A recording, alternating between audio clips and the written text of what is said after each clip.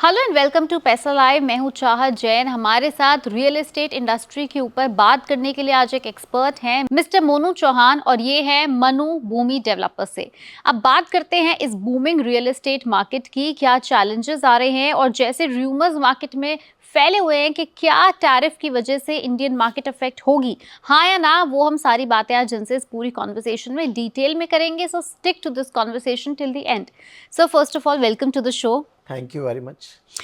Indian real estate market, अगर हम specially Delhi NCR की बात करें तो आप देखोगे मतलब पिछले 5 साल में ऐसा ट्विस्ट आया है, ऐसा टर्न आया है कि लाखों की फिगर तो छोड़ो, अब आज के टाइम में अगर 1 करोड़ में भी अगर आपको कोई अपार्टमेंट मिल जाए वो भी बहुत किस्मत की बात है, बहुत बड़ी बात है। वैसे I think it's almost impossible.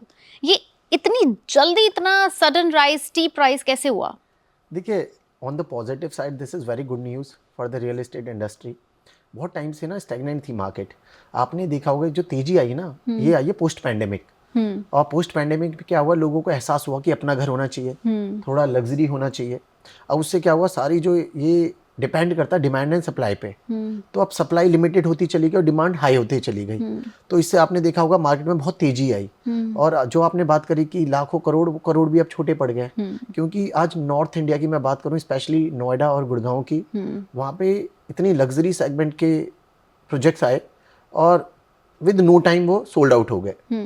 तो उसमें तेजी आई, सबके लिए बेनिफिट है। लोगों को एहसास हुआ कि यार अपना घर बहुत इंपॉर्टेंट है पोस्ट कोविड। तो उन्होंने अपनी सेविंग को घर के ऊपर इन्वेस्ट करा, तो उनके दोनों फायदे हुए, घर का घर बना और कैपिटल एप्रिसिएशन भी हुआ इस तेजी के मार्केट में। अभी आपने बात करा कि लग्जरी सेगमेंट के घर बनते जा रहे हैं, लेकिन आज से अगर हम कुछ टाइम पहले की बात करें, इनफैक्ट आज भी हमारी सरकार का जो एक मोटिव होता है that is affordable housing and housing for all. सरकार कहती है कि सब पे घर होना चाहिए और अफोर्डेबल, यानी कि उनकी फाइनेंशियल्स के हिसाब से घर होना चाहिए, उनकी आर्थिक स्थिति के हिसाब से घर होना चाहिए, सस्ता मकान होना चाहिए। लेकिन दिल्ली एनसीआर उसके बिल्कुल ऑपोजिट चल रहा है। अफोर्डेबल हाउसिंग कहीं नहीं है पूरे दिल्ली एनसीआर में। बेशक अगर प्रोजेक्ट्स बन भी रहे होंगे तो वो नाम होता है उनका अफोर्डेबल हाउसिंग, बट उनका starting price starts from 1 CR and नीचे स्टार मार्क्ड होता है plus plus plus plus plus. So how is Delhi NCR far far away from affordable housing?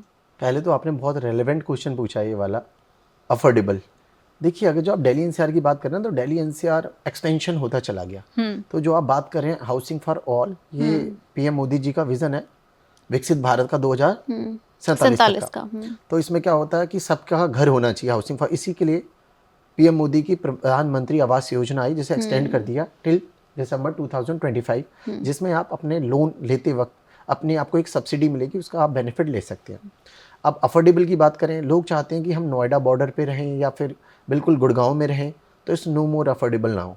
तो अगर जो आपको अफोर्डेबल हाउसिंग चाहिए तो उसके लिए आपको थोड़ा सा आगे पढ़ना पड़ेगा। अब दिल्ली एनसीआर के अंदर मेरठ भी is part of Delhi NCR, Sohna is the part of Delhi NCR. तो लोग थोड़ा थोड़ा ग्रेजुअली आगे जा रहे हैं, तो वो भी अफोर्डेबल हाउसिंग में आ सकता है। लेकिन अगर जो आप सोचें, आप 30-40 लाख के टिकट साइज में आपको नोएडा एक्सटेंशन मिल जाए, ग्रेटर नोएडा मिल जाए, आपको गुड़गांव मिल जाए, विच इज़ इम्पॉसिबल नाउ।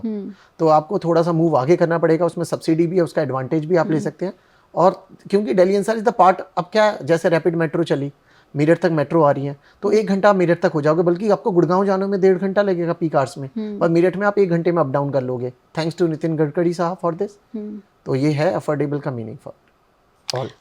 आपने कहा कि आई थिंक मैं भी काफ़ी हद तक इस बात को मानती हूँ कि जिस तरह से इंफ्रास्ट्रक्चर डेवलप हो रहा है, तो मतलब 15 किलोमीटर की जगह अगर आप 25 किलोमीटर ट्रैवल करते हैं तो ज़्यादा टाइम नहीं लगता है। बट अगेन अगर हम पहले के टाइम की दिल्ली एनसीआर की ही अगर हम बात करें, बूमिंग मार्केट देखते हैं, तो पहले लोग गुड़गांव को लग्जरी कहते थे, फिर धीरे धीरे नोएडा लग्जरी सेगमेंट में आने लगा। लोगों की एस्पिरेशन से जुड़ा कि हाँ कभी गुड़गांव नोएडा में फ्लैट लेंगे, घर लेंगे। अब आज के टाइम में आने वाले 5 साल बाद के या 8 साल बाद के जो अनडिस्क्लोज्ड हैं, अनडिस्कवर्ड हिडन जेम्स जो हैं गुड़गांव नोएडा, वो कौन से हो सकते हैं आपकी नज़र में? तो आपने इसमें 3 पॉइंट रेज करे। पहला, इंफ्रास्ट्रक्चर। देखिए, किसी भी शहर का विकास करने के लिए ना, सिटी के लिए, उसका इंफ्रास्ट्रक्चर डेवलप होना बहुत ज़रूरी है। पहले क्या होता था, ज़्यादा हाईवेज होते थे, तो you know the difference between highway and expressway. तो हाईवे पे क्या होता है, रेड लाइट होती हैं, पर एक्सप्रेसवे पे सिग्नल फ्री होता है, ये बेनिफिट है। तो जो आपने बोला 15 से 25 किलोमीटर भी चलेगा तो कोई फ़र्क नहीं पड़ा, बिकॉज मेन है टाइम। तो अगर जो 25 किलोमीटर भी है फिर भी आप कवर उसे 20 मिनट में कर रहे हो, तो इट डज नॉट मैटर। तो आपकी लेकिन कॉस्ट सेविंग हो रही है प्रॉपर्टी के लिए।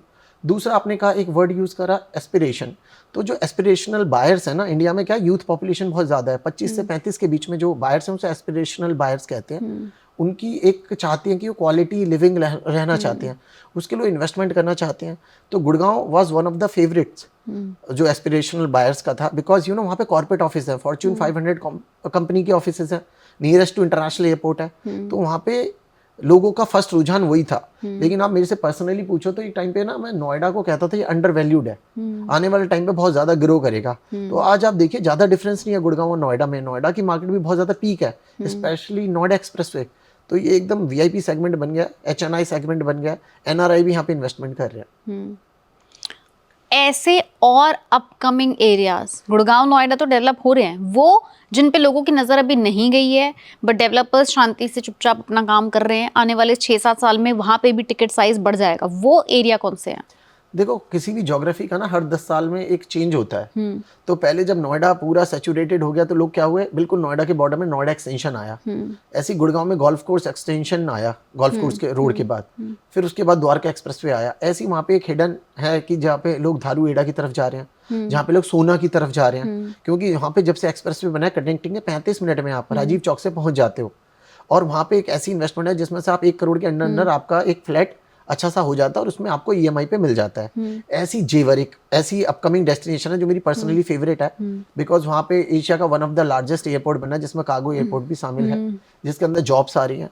फिल्म सिटी आ रही है, फिल्म सिटी आने से क्या होगा, एम्प्लॉयमेंट आएगी, कॉर्पोरेट्स आएंगे, बड़े बड़े कॉर्पोरेट्स आएंगे, तो वहाँ पे लोग सारे डेवलपर या कोई भी चीज़ है पीपीपी मॉडल पे भी बात चल रही है, पब्लिक एंड प्राइवेट पार्टनरशिप भी होंगी वहाँ पे। तो उससे क्या होगा, जब सप्लाई दोबारा जनरेट होगी तो वो आपके सेगमेंट के अंदर आ जाएगा। तो आप थोड़ा वेट करिए, मुश्किल से 6 महीना 1 साल आपको अपॉर्चुनिटी मिल रही है जेवर के रूप में, वहाँ पे ग्रुप हाउसिंग बहुत प्लॉट्स आने वाले हैं। चलिए अब हम दिल्ली एनसीआर से अगर बाहर निकल के बात करते हैं, मतलब इंडिया रियल एस्टेट इंडिया जो है वो सिर्फ दिल्ली एनसीआर तक ही सीमित नहीं है। अगर आप north India, south India, waste India में भी बात करें, पहले के टाइम में सिर्फ मुंबई होता था, फिर नवी मुंबई आया। अपार्ट फ्रॉम दिल्ली एनसीआर ऐसी कौन सी स्टेट्स हैं, सिटीज़ हैं जो आपको दिखती हैं कि हाँ ये इंडिया की रियल एस्टेट सेक्टर को चमका रही हैं?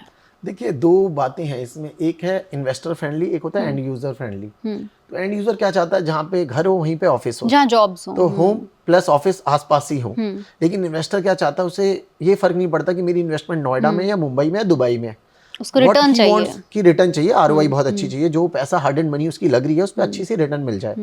तो इसके लिए मैं आपको बात करूंगा, आप ना जो आज का इन्वेस्टर है वो नोएडा, एनसीआर, गुड़गांव में तो ठीक है वो इन्वेस्टमेंट कर रहे हैं, जैसे लग्जरी सेगमेंट आ रहे हैं, पर आपके पास लिमिटेड फंड है, तो you can go to tier 2, tier 3 cities.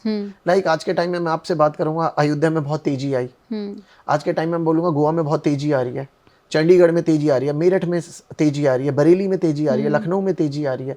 तो आपको टीयर 2 और टीयर 3 सिटीज की तरफ थोड़ा मूव करना पड़ेगा, क्योंकि लैंड कॉस्ट, आज वहाँ पे लैंड लेंगे तो ये आपका बेनिफिट है, क्योंकि जैसे जैसे एक्सपेंशन हो रहा है आपका रिटर्न भी बहुत ज़्यादा हाई होगा और आपकी रीचेबिलिटी के अंदर आपकी इन्वेस्टमेंट मिल जाएगी आपको। अच्छा, अभी आपने लैंड की बात करी, ये एक बहुत ही कॉमन सा डिबेट रहता है हमारे व्यूअर्स में, आई थिंक सभी के मन में।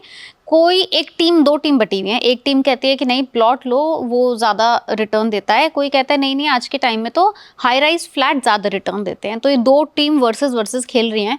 आपके हिसाब से, आपके मुताबिक एज एन एक्सपर्ट, आने वाले कुछ सालों के अंदर, जैसे मान लो 10 साल अगर किसी को अपना पैसा इन्वेस्टेड रखना है, तो क्या वो प्लॉट की तरफ जाए, प्लॉट खरीद के उसका एप्रिसिएशन ले, या फिर अगर वो किसी लग्जरी सेगमेंट या किसी हाई राइज के अंदर अपने पैसे इन्वेस्ट करें? अब इसमें भी अगेन 2 बातें हैं, एक आपने कहा लग्जरी सेगमेंट, तो लग्जरी सेगमेंट डिफाइंस की आपको बहुत करोड़ों की इन्वेस्टमेंट चाहिए, लग्जरी में जा रहा है, हाई राइज में जा रहे हैं। हाँ, मानो अगर लग्जरी नहीं, just high rise versus a plot. तो देखिए ग्रुप हाउसिंग क्या है, उसका एक अलग जोनर है। कुछ लोग चाहते हैं कि सेफ्टी सिक्योरिटी, न्यूक्लियर फैमिली का जो कल्चर है वो प्रेफर करते हैं कि हम ग्रुप हाउसिंग सोसाइटी में रहे because of the safety and security. Because nuclear family में क्या है, 90% लोग husband wife both are working, तो वो चाहते हैं उनके बच्चे, उनके माँ बाप या कोई भी बंदा वहाँ पे सोसाइटी में बहुत सेफ रहे। पर ऑन द अदर साइड अगर जो गेटेड कम्युनिटी में आपकी सेफ्टी सिक्योरिटी आ रही है और लैंड डेवलपमेंट है, क्योंकि पहले जो लैंड डेवलपमेंट होती थी वो एक कॉलोनी काट दी जाती थी, वो सेफ्टी एंड सिक्योरिटी की कमी होती थी थोड़ा, वहाँ पे क्लब्स नहीं होते थे, फैसिलिटी नहीं होती थी। लेकिन आज जो सोसाइटीज बन रही है, इवन लैंड डेवलपमेंट आ रही है, आप यमुना एक्सप्रेस पे देखो बहुत सारी लैंड डेवलपमेंट आ रही है, उसके अंदर आपका स्विमिंग पूल भी है, क्लब भी है, फैसिलिटी भी है, यूटिलिटी भी है और 3 टियर सिक्योरिटी भी है, गेट के अंदर भी और क्लब के अंदर भी हर तरीके से सीसीटीवी सर्विलेंस के साथ सिक्योरिटी है। पर्सनली मेरे से पूछेंगे लॉन्ग टाइम विजन है तो आप एनी टाइम लैंड के ऊपर जाइए, क्योंकि ज़मीन एक ऐसी है, कहते हैं ना मेरे देश की धरती सोना उगले उगले हीरे मोती, तो ज़मीन जितनी होगी, क्योंकि ज़मीन कम होती चली जा रही है, हाई राइज क्या एक के ऊपर एक आता जा रहा है, लेकिन ज़मीन कम होती चली जा रही है। जो ज़मीन होगा वो राजा होगा आने वाले टाइम पे, जिसके पास अपनी लैंड होगी। तो अगर किसी को छोटा अमाउंट, बहुत ही मिडिल क्लास सा अमाउंट अगर किसी को इन्वेस्ट करना हो प्लॉट खरीदने में, नॉट नेसेसरीली कि उसे बनाना हो रेजिडेंशियल, इन्वेस्टमेंट के पर्पस से अगर कोई देखना चाहे तो वो किन एरियाज में देख सकता है? मैं 5-6 लोकेशन ऐसी बताऊंगा जहाँ पे 90% उसके रिटर्न ऑफ इन्वेस्टमेंट के चांस बहुत हाई है। और कितनी इन्वेस्टमेंट चाहिए होती है? देखिए, अगर जो आपके पास 30 से 50-60 लाख रुपए का ब्रैकेट है तो मेरठ में आप जा सकते हैं, आप सोना रोड की तरफ जा सकते हैं प्लॉटिंग के लिए, आप यमुना एक्सप्रेसवे में जेवर के आसपास जा सकते हैं, आप जो नई सिटी आ रही है अभी अयोध्या में बहुत स्कोप है, आप अयोध्या की तरफ जा सकते हैं। तो ये कुछ सिटीज़ जो मैंने नॉर्थ इंडिया की बताई हैं स्पेशली डिफाइंड है कि अगर जो आप यहाँ पे जाएंगे तो आपकी ROI बहुत ज़्यादा अच्छी होगी। दूसरा एक चीज़ और बोलूँगा, अगर जो आप थोड़ा साउथ की तरफ मूव करें, जैसे गोवा में अब सप्लाई नहीं बची ज़्यादा, वहाँ के नॉर्म्स भी बहुत पोर्तुगीज कल्चर चलता है, तो उसके बराबर में एक जगह सिंधुदुर्ग, तो सिंधुदुर्ग की जगह आजकल बहुत ज़्यादा प्लॉटिंग डेवलपमेंट हो रहा है, प्राइवेट डेवलपर वहाँ पे आ रहे हैं विद फैसिलिटी। तो अगर सिंधुदुर्ग में आप इस अमाउंट में 30 से 40 लाख रुपए में लगाओगे तो you will gate highest ROI। I can bet on this. बहुत सारी गिफ्ट सिटीज़ की तरह सिटीज़ हमारी कंट्री में बन रही हैं, ढोलेरा है, ऐसी अगर आप और कोई अपकमिंग गिफ्ट सिटी की तरह कोई सिटीज़ आप स्मार्ट सिटी आप आइडेंटिफाई करवा पाएँ, सो दैट हमारे जो व्यूअर्स हैं वो भी अर्ली इन्वेस्टर्स बने। मैम ने बहुत अच्छा क्वेश्चन पूछा है। ये उन बायर के लिए जो फर्स्ट टाइम बायर होते हैं ना, जिन्होंने अभी अपनी जॉब स्टार्ट करी है, उनका बहुत लिमिटेड फंड है। मतलब मान लीजिए 25-30 लाख रुपए बड़ी मुश्किल से, लेट्स से 20 लाख भी है, 15 लाख भी है, तो कोई 15 लाख में बिलीव नहीं कर सकता मैं कहाँ इन्वेस्टमेंट करूँ। आजकल 15 लाख में कार आ जाती है, पर पर्सनली मैं बोलूँगा कार मत लेना, घर ले लेना, लैंड ले लेना। तो Dholera is the one of the smartest cities, जो PM मोदी जी का विजन है, स्टेबल गवर्नमेंट है वहाँ पे। वहाँ पे क्या होता है, आपकी जो गिफ्ट सिटी बनी है अहमदाबाद में, उसकी आप ROI देखोगे पिछले 15 साल में 500 से 1000% तक रिटर्न आया। ऐसी धुलेरा है आज के टाइम में जो unsung city I would say, लेकिन जो आज इसमें इन्वेस्टमेंट करेंगे तो मार्क माई वर्ड्स 5 साल बाद वो रिटर्न डबल ट्रिपल एनीथिंग हो सकती है वहाँ पे, क्योंकि जो वहाँ पे ग्रोथ आ रही है, जो वहाँ पे टाटा का सेमीकंडक्टर प्लांट लग रहा है वहाँ पे, जो वहाँ पे आर्टिफिशियल लेक है, जो वहाँ पे आपका ABCD सेंटर है, वन स्टॉप सॉल्यूशन में सब होगा, जो वहाँ पे एयरपोर्ट है, एशिया का one of the biggest airport बन रहा है, कार्गो एयरपोर्ट बन रहा है, तो ये सारी फैसिलिटीज उसके अंदर आ रही हैं, तो आपकी डेफिनेटली बहुत अच्छी रिटर्न मिलने वाली है अगर जो आप धुलेरा में इन्वेस्टमेंट करते हैं तो आज के टाइम में। ये मेरा पर्सनल ओपिनियन है। As a real estate expert, आपकी ऐसी कोई उम्मीदें जो आपको लगता है कि हाँ, कि अगर सरकार भी हमारे साथ मिल के इस प्रोजेक्ट पे काम करे या इस रियल एस्टेट डेवलपमेंट में और आगे बढ़ाने में मदद करे, तो वो क्या एक आध उम्मीदें हैं आपकी सरकार से? अभी कुछ दिन पहले एक चीज बोली थी, जो इंफ्रास्ट्रक्चर को बजट एलोकेट हुआ है ना, वो कम हुआ है, एज कंपैरेटिवली कम हुआ। जो एक होती है ना डिजायर लिस्ट होती है, तो उसमें थोड़ा वो इंक्रीज करें। प्लस जैसे मेट्रो सिटीज में तो बहुत डेवलप है और सैचुरेशन भी आ जाता है कई बार, पर आप Tier 2 Tier 3 सिटीज में ना अथॉरिटी अभी इतनी फंक्शनल नहीं है जितनी प्रो यहाँ पे है NCR में या मुंबई में। तो वहाँ पे थोड़ा सा अथॉरिटी को और ज़्यादा ऑर्गेनाइज्ड वे में करना है। वहाँ पे अप्रूवल 1 विंडो पे मिलने चाहिए, वहाँ पे रेगुलेटर एंड अथॉरिटीज़ आपके सपोर्ट में काम करना चाहिए, वहाँ पे इंफ्रास्ट्रक्चर को डेवलप करने के लिए थोड़ा एडवर्टीजमेंट गवर्नमेंट की तरफ से भी होनी चाहिए। तो एक PPP मॉडल पे आ जाएंगे तो उस सिटी का भी भला होगा और देश का तो भला होगा ही होगा, क्योंकि GDP में रियल एस्टेट बहुत इंपॉर्टेंट रोल प्ले करता है। और किसी भी वर्ल्ड में चले जाओ जिसकी रियल एस्टेट बूम पे है, वो शहर वैसे ही विकसित भारत की तरफ, अब इंडिया हमारा विकसित भारत की तरफ बढ़ रहा है और बढ़ेगा, और 2047 तक हम पॉजिटिवली उसे अचीव भी कर लेंगे उस गोल को। आपकी जो कंपनी है, आपकी जो फर्म है मनु डेवलपर्स, आप लोगों का आगे का क्या विजन है? आप किस तरफ अपनी ग्रोथ लेके जा रहे हैं? देखो, मनुभूमि डेवलपर्स की ग्रोथ यही थी, मिशन और विजन ये है कि कंपनी जब फॉर्म हुई ना, तो एक ये है कि एक तो क्लाइंट का इंटरेस्ट पहले प्राइमरी रखना है। तो इट्स अ पीपल्स कंपनी, कहते हैं ना, by the people, for the people, of the people. तो हमारा मोटिव मनी मेकिंग नहीं है, वो तो एक ठीक है, मनी होता है कि भैया प्रोसेस है, लेकिन उससे पहले हमें चाहते हैं कि हमारे पे जो लोग ट्रस्ट करेंगे और जो हमारे थ्रू पैसे इन्वेस्ट करेंगे, रुपए इन्वेस्ट करेंगे, तो उनकी वो हार्ड एंड मनी होती है। हमें चाहते हैं कि उनको एग्जिट मिले राइट टाइम पे, when they need their money with return, तो उनको पास एक पॉसिबल ऑप्शन हो। तो उसमें हम ऐसा लेके आ रहे हैं। AR VR की एक फैसिलिटी लेके आ रहे हैं, जैसे हम टैक्स सेवी की तरफ ड्रिवन हो रहा है, AI के ज़माने में हम बात कर रहे हैं, तो उस चीज़ की तरफ हम डिफाइन कर रहे हैं। हमारे पास एक ऐसा बुफे आने वाला लैंड डेवलपमेंट में, जिसमें हम 15 लाख से लेके आप 1.5 करोड़ तक की इन्वेस्टमेंट कर पाएंगे आने वाले टाइम पे, और मल्टीपल सिटीज़ में कर पाएंगे, जिसमें आपको एक पॉजिटिव रिटर्न मिलेगी और सेफ रिटर्न मिलेगी। और सबसे प्लस पॉइंट क्या है कि आपको ना किसी को फ़ोन नहीं करना पड़ेगा, यार मैं फंस गया, मुझे बिक नहीं रहा मेरा, तो हम आपकी हेल्प भी करेंगे बेचने में, ताकि आप क्लाइंट एग्जिट मिल पाए। क्योंकि एग्जिट बहुत क्रूशल है। बहुत सारे रियल एस्टेट के अंदर अगर आप केसेस देखेंगे, अगर आप लोगों से पूछेंगे केस स्टडी ऑन ग्राउंड, सब लोग ये कहेंगे कि हमारा पैसा वहाँ फंसा हुआ है, हमारा पैसा वहाँ फंसा हुआ है, हमारा पैसा वहाँ फंसा हुआ है। तो आई थिंक ये रियल एस्टेट के अंदर पैसा फंसना बहुत कॉमन है, और प्रोजेक्ट टाइम पे मिल जाए वो बहुत अनकॉमन है। देखिए, आपने ना बहुत ही रेलेवेंट क्वेश्चन अगेन पूछा है। ये बिल्कुल दुखती रग होती है कि इन्वेस्टर की क्या होता है, मैं फिर कहता हूँ ये सबकी हार्ड एंड मनी होती है, बड़े मेहनत से पैसा कमाया जाता है। तो जब मेहनत से कमाया जाता है, वो चाहता है कि मेरा सेफ हो पहले तो, और फिर रिटर्न भी मिले। कैपिटल एप्रिसिएशन बंदा क्यों पैसे लगाएगा जब उसे रिटर्न नहीं मिलेगी। मैं बताऊं, दुनिया की सेफेस्ट इन्वेस्टमेंट रियल एस्टेट है। क्यों है? क्योंकि वहां पे आपके लिक्विडिटी असेट्स पड़ी है, हवा में आपने पैसा नहीं लगाया।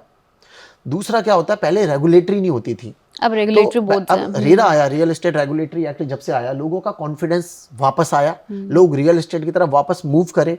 आपने जो बोला ना पहले पैसा फंस गया था, तो ये आप प्री 2016 की बात कर रहे हो, तब लोगों के अधिकतर प्रोजेक्ट फंस जाते थे। अब अकाउंटेबिलिटी देनी पड़ती है हर डेवलपर को, अब सेफ्टी सिक्योरिटी के हिसाब से सारे लॉज बनाए गए हैं, क्लाइंट हित की बात करती है सरकार भी और अथॉरिटी भी।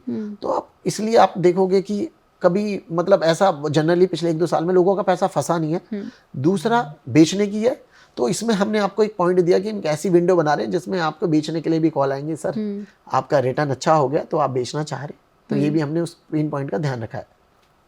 अच्छा, अगर हम बात करते हैं, जैसे हम रियल एस्टेट के ऊपर बात कर रहे हैं, तो रेजिडेंशियल वर्सेस कमर्शियल, अगर कोई नौजवान है 30s में है या अंडर 30s है और उसको अपना छोटा अमाउंट अपना इन्वेस्ट करना है, रहने के पर्पस से नहीं, सिर्फ इन्वेस्टमेंट पर्पस से, तो क्या वो कमर्शियल की तरफ जाए या वो रेजिडेंशियल की तरफ जाए? मैं इसमें 1 लाइन आंसर दूंगा, ही और she should go for residential, because again क्योंकि डिमांड रेसिडेंशियल की कभी कम नहीं होने वाली। कमर्शियल की एक टाइम पे तेज आएगी, फिर स्लो हो जाएगी, तेज आएगी, स्लो हो जाएगी। स्लो का मतलब है वो स्टैग्नेंट हो जाएगी, डेप्रिशिएट नहीं होगी।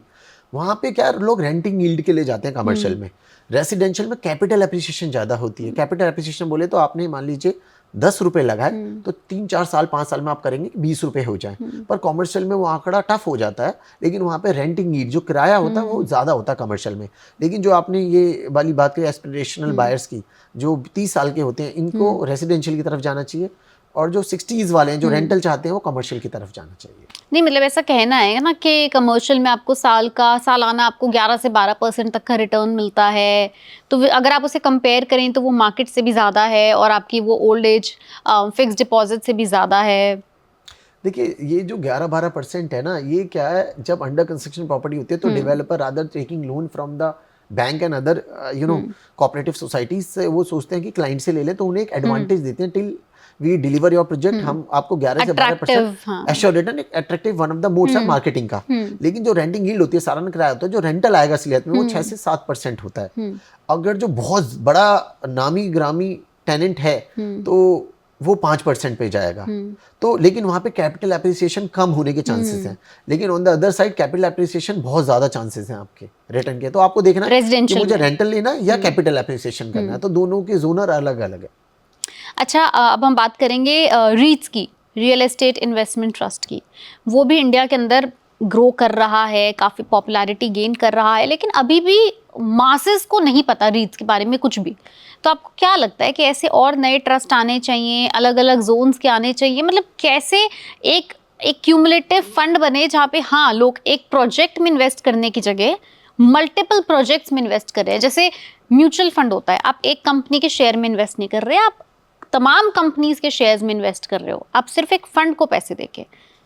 देखिए, पहले तो मैं स्टॉक मार्केट के इतना ज़्यादा I am not a lover, stock market lover नहीं, लेकिन जो आपने बात बोली रीट की, अगेन रेगुलेटरी आई जो अप्रूव्ड है सेबी से। अब क्या होता है, रीट क्या, रियल एस्टेट इन्वेस्टमेंट ट्रस्ट, उसमें कुछ लोगों के पास एक ऐसा एडवांटेज आया कि जहाँ पे लोग सोचते थे मेरे पे 10-20 हज़ार रुपए पड़े हैं, लाख रुपए पड़े हैं, अब मुझे रियल एस्टेट में इन्वेस्टमेंट करना है, उनके प्रोडक्ट पे इन्वेस्टमेंट करना है, पर आप फ्लैट प्लॉट कमर्शियल तो नहीं कर सकते, इस अमाउंट पे नहीं ले तो सकते। वहाँ पे क्या करते हैं, आपने छोटी छोटी इन्वेस्टमेंट स्टॉक मार्केट के रूप में वहाँ पे आपने क्या करा, होटल, वहाँ पे टेक पार्क, कमर्शियल, उसके अंदर थोड़े थोड़े से आपने उस पे स्टॉक मार्केट पे इन्वेस्टमेंट कर दी। उसका फायदा ये है कि उसमें से बहुत रिटर्न हाई हो जाता है कई बार, और आप लिक्विडेट करना चाहते हो इजीली लिक्विडेट भी हो जाता है। तो ये उन नौजवानों के लिए है जिन्होंने अभी अभी अपना स्टार्ट करा है जॉब या कुछ भी बिजनेस स्टार्टअप, और उन्हें कुछ इन्वेस्टमेंट करना रियल एस्टेट में, तो उसके लिए रीट एक तो सिक्योरिटी है कि एक रेगुलेटरी है जिसमें फ्रॉड होने के चांसेस जीरो हैं। दूसरा, आप स्मॉल अमाउंट भी इन्वेस्टमेंट कर सकते हो उसके ऊपर मल्टीपल प्रोडक्ट्स के अंदर, जैसे होटल में, टेक पार्क में, कमर्शियल में, बैंक में, एट द सेम टाइम, और थोड़ा थोड़ा अमाउंट उस पर कर सकते हैं आप इन्वेस्टमेंट। हम टियर 2 टियर 3 सिटीज की बात कर रहे थे। अगर आप सिर्फ 3 टियर 2 या टियर 3 सिटीज को आइडेंटिफाई करके हमें बताएं कि कहाँ पे ज़्यादा ऑप्शंस हैं, चाहे वो कमर्शियल रियल एस्टेट में हो, चाहे वो रेजिडेंशियल में हो, या फिर वो होटल्स के नाम पे ट्रैवल एंड टूरिज्म में ही क्यों ना हो, मतलब कहाँ पे आने वाले टाइम के अंदर हम इन्वेस्ट करें तो 10 साल बाद हमें रिटर्न देखने को मिलेगा, या शायद 5 साल बाद? देखिए, मैं फर्स्ट सेकंड थर्ड करके नंबरिंग दूंगा। पहला अयोध्या। अयोध्या में क्या है, वहाँ पे आपको पता होगा ताज ग्रुप जो है उसके 6 में से उसकी 6 चेन है, विवांते, जिंजर, ताज पैलेस, ताज, ऐसे करके, ताजमहल, तो 5 चेन ऑलरेडी आ चुकी हैं। Some other hotels also coming up there. वहाँ पे बहुत पोटेंशियल है। अभी आपने देखा होगा महाकुंभ लगा, तो वहाँ पे जो नॉर्मल होटल है उनका किराया भी 15-20 हज़ार रुपये पर डे का था। वहाँ पे बहुत अपॉर्चुनिटी आ रही है। ऐसी रेसिडेंशियल के वहाँ क्या ऑर्गेनाइज्ड नहीं था बिल्कुल, वहाँ कोई टाउनशिप नहीं थी, गेटेड कम्युनिटी नहीं थी। वहाँ पे एक आप इन्वेस्टमेंट करेंगे, बहुत अच्छी रिटर्न ऑफ इन्वेस्टमेंट मिलेगी अयोध्या के अंदर। अभी भी लोगों को लग रहा है नहीं अभी वो हो गया, अभी तो वहाँ इंट्रोडक्शन स्टेज हुआ है। जब से राम मंदिर हुआ तो पहले प्री इंट्रोडक्शन था, अब इंट्रोडक्शन है, अभी सैचुरेशन आना बाकी है। तो अगर कोई इन्वेस्टर इन्वेस्ट करना चाहे तो वो प्लॉट्स में इन्वेस्ट करे, क्योंकि वहाँ पे तो हाई राइज कल्चर फिलहाल नहीं अभी है। नहीं, तो प्लॉटिंग डेवलपमेंट में, लैंड डेवलपमेंट में वो इन्वेस्टमेंट आप दूसरी स्टेट्स में आराम से इन्वेस्ट कर सकते हैं। बिल्कुल बिल्कुल कर सकते हैं। अभी तक नॉर्थ इंडिया में आप यहाँ पे यूपी की बात करें तो वहाँ पे आप ऐसा कोई क्लॉज नहीं है, वो उत्तराखंड और हिमाचल में क्लॉज है कुछ लैंड को लेके, पर यहाँ पे नहीं है। अभी आप इन्वेस्टमेंट कर सकते हैं अयोध्या में। दूसरा, जेवर। जेवर में क्या, commercial as well as residential दोनों में बहुत तेजी आने वाली है, क्योंकि मुश्किल से 1 घंटे में आप दिल्ली से अप डाउन कर सकते हैं। एयरपोर्ट आ रहा है, DMIC कॉरिडोर ऑपरेशनल है, रैपिड मेट्रो आ रही है, ट्रांस चलने वाले हैं, वहाँ पे बहुत अपॉर्चुनिटी आ रही है, कॉर्पोरेट्स आ रहे हैं। तीसरा, मैं जगह की बात बोलूंगा, सिंधुदुर्ग, क्योंकि गोवा भर गया, जगह लिमिटेड थी, पोर्तुगीज कल्चर था, तो सिंधुदुर्ग में एक ऐसी जगह आ रही है जहाँ पे होटल भी आ रहा है, ताज का सबसे बड़ा होटल, वहाँ पे और भी अपॉर्चुनिटीज आने वाली हैं जो मैंने सुना है, और वहाँ पे रेसिडेंशियल अपॉर्चुनिटी बहुत होगी। और अभी प्राइस बिल्कुल प्री इंट्रोडक्शन स्टेज पे है, तो आप जैसे जैसे प्री इंट्रोडक्शन आता है, फिर इंट्रोडक्शन आता है, ग्रोथ आती है, सैचुरेशन होता है, तो आप समझ सकते हैं अभी आप 4 लेवल नीचे है इन्वेस्टमेंट। अगर जो आपने आज कर ली तो आपको 4 गुना पैसे आपके, यू विल मेक मनी। मेरा आपसे एक आखिरी सवाल ये है कि हमने कई बार देखा है कि चाहे किसी भी सेक्टर के अंदर, किसी भी रीजन के अंदर अगर कोई इन्वेस्ट करने जा रहा है, specially in residential real estate, मान लीजिए मैं बायर हूँ और आप सेलर हैं, अब मैं आपके पास आई, आपने कहा कि हमारा रेट है पर स्क्वायर फीट 15,000 रुपीज़ एग्जाम्पल, क्योंकि आप अपने आप को लग्जरी सेगमेंट में ब्रांड कर रहे हैं, ठीक है। मार्केट रेट के हिसाब से वो होना चाहिए समवेयर अराउंड 7 to 8,000। कोई भी व्यक्ति जिसको इतनी नॉलेज नहीं है, उसको कैसे पता चले कि एग्जैक्ट रेट ऑन ग्राउंड क्या उसके लिए बेस्ट है? क्योंकि सेलर हमेशा मैक्सिमम आउटपुट बताएगा और बायर हमेशा मिनिमम साइड पे खेलेगा। देखिए, ये ना एक आइडेंटिफाई कैसे करें राइट प्राइस, ये टर्मिनोलॉजी है। बेचने वाले को लगता है मैं सस्ता बेच रहा हूँ, खरीदने वाले को हमेशा लगता है कि मैं महंगा खरीद रहा हूँ। ये टर्मिनोलॉजी सालों से चले आ रही है। लेकिन क्या होता है, एक शहर का रेट होता है हर सिटी का, जो एवरेज आउट आप निकाल सकते हैं। वहाँ पे फर्क कभी 5,000 11,000 का नहीं होगा। वहाँ फर्क क्या होगा, एक्स डेवलपर है वो 5,000 पे बेच रहा है, पर वाई डेवलपर सुपीरियर है, बिकॉज उसने फैसिलिटी बहुत दी है। If you want good services you have to pay. मतलब आपको लग्जरी चाहिए, लग्जरी की फॉर्म डिफाइन नहीं हो सकती। कहते हैं ना, एक कमरे के अंदर आप 1 करोड़ भी खर्च कर लो वो भी कम है, और एक ही कमरे में 10 लाख भी कर लो, तो वो आप पे डिपेंड करता है। तो लग्जरी की डेफिनेशन हर एक की अलग अलग है। उसने चाहता है कि मुझे जकूजी भी चाहिए, मुझे स्पा भी चाहिए, मुझे होटल कॉन्सियर्ज सर्विसेज भी चाहिए, मुझे 5 पार्किंग भी चाहिए, मेरे तो VRV भी चाहिए। तो उसकी एक अलग डेफिनेशन है। जो डेवलपर ये बनाएगा तो उसके लिए आपसे चार्ज भी करेगा। तो क्या you find out the option, जब नियर बाय आप 2-3 प्रोजेक्ट में जाते हैं, उसकी स्टडी करते हैं, तो you will get to know the right price कि एवरेज प्राइस 5,000 है, ये 6,000 इसलिए ले रहे हैं क्योंकि ये आपको ज़्यादा सर्विसेज दे रहे हैं। तो लग्जरी के लिए सर्विसेज दे रहे हैं तो पे भी करना पड़ेगा फॉर दिस। और मेरा लास्ट क्वेश्चन आपसे भी होगा, क्योंकि आपने कहा आप बायर हैं, तो मैं पूछना चाहूंगा कि आप बायर हो, आप इन्वेस्टमेंट करना चाहें तो अयोध्या, गोवा, धुलेरा कहाँ पे करना चाहेंगे? अच्छा, नहीं, मेरा लास्ट सवाल वो नहीं था एक्चुअली, मेरा लास्ट सवाल ये आएगा। बीच में कुछ दिन पहले एक न्यूज़ काफ़ी ट्रेंड कर रही थी कि फाइनेंस मिनिस्टर निर्मला सीतारमन ने कहा है कि अब अगर कोई हाई राइज की मेंटेनेंस होगी आपकी 7500 रुपये प्रति महीना या उससे ज़्यादा, तो आपको उस पर 18% GST देना होगा। देखिए, ये अगेन इम्पैक्ट होता है लग्जरी सेगमेंट पे। तो मैंने कहा ना क्या कि इसका, मेरा सवाल था कि क्या इसका प्रभाव मार्केट पे पड़ेगा? क्या लोग अब 7500 वाली फिगर से नीचे रहने की ज़्यादा कोशिश करेंगे? क्योंकि पहले लग्जरी आराम से सेल हो रहा था, मतलब एक क्लॉज नहीं था, एक कहीं पे बाउंडेशन नहीं थी। अभी एक बाउंडेशन आ गई। 18% GST काफ़ी बड़ा अमाउंट होता है। बिल्कुल सही बात है। इसमें क्या होता है, देखिए, लेकिन दो सेगमेंट अगेन है। आप कहते हो कि अफोर्डेबल वाला सेगमेंट वही बहुत ज़्यादा सोचेगा कि यार अगर जो मैं पे करूंगा 3000 की मेंटेनेंस में 18% और दूंगा तो मुझे 3600 रुपये देने पड़ेंगे मोटा मोटी। लेकिन जो लग्जरी वाला, लग्जरी की क्लाइंट ना जोनर अलग है।